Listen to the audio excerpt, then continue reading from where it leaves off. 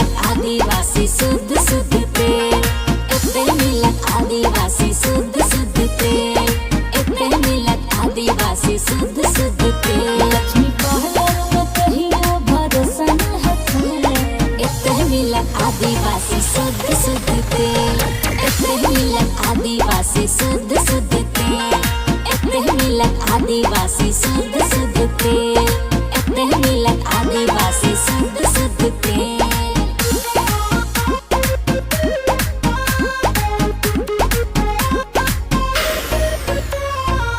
Lakshmi parlour अपन beauty parlour Jalesar 0 माइल में लक्ष्मी पार्लर।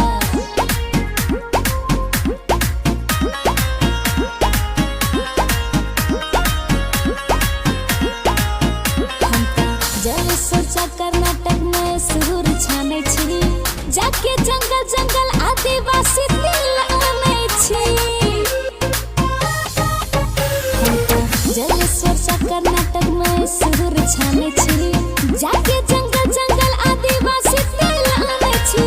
कुछ सोनम सोनाली को हुआ हक की भेल, एते मिलत आदिवासी शुद्ध शुद्ध तेल, एते मिलत आदिवासी शुद्ध शुद्ध तेल, एते मिलत आदिवासी शुद्ध शुद्ध तेल, एते मिलत आदिवासी शुद्ध शुद्ध तेल।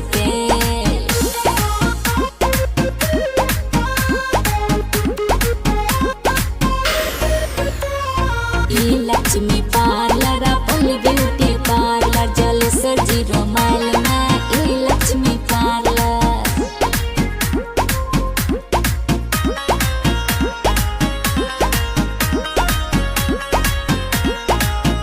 एहो उजड़ल झड़ल चाहे कहनो छबा, ई आदिवासी तेल करता कमाल।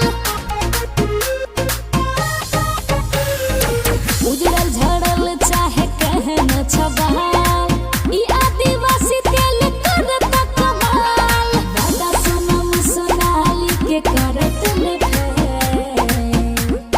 एते मिलत, हाँ एते मिलत आदिवासी शुद्ध शुद्ध तेल, एते मिलत आदिवासी शुद्ध शुद्ध तेल, एते मिलत आदिवासी शुद्ध शुद्ध तेल, एते मिलत आदिवासी शुद्ध शुद्ध तेल।